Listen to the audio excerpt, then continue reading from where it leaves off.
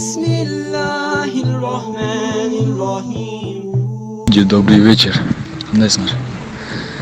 Мен тиги апам айтты да айтып койдучу. Короче, баягы Кытайда жүрүп аткан грипп бар эле го. Вирус деп атышат го.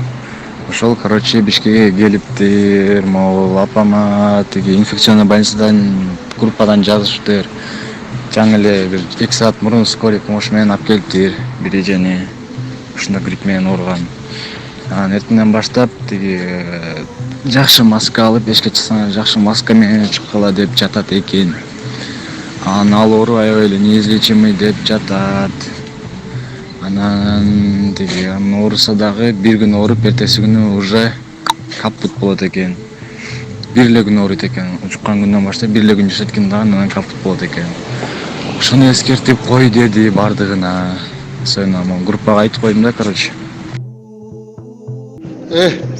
Panika kılba. Bravo. 600'cü. Akırı 600. Cepsin sen. Ben az Ulçat'ta Kıtay'da жүрөм. Cepsin. Berdi бар жоқ vaksina berip atат. Бұл o Koreya жақта. Южный Koreya жақта чегерада ошо болуп атат. Cepsin. Panika көтөрбөгүн. 600.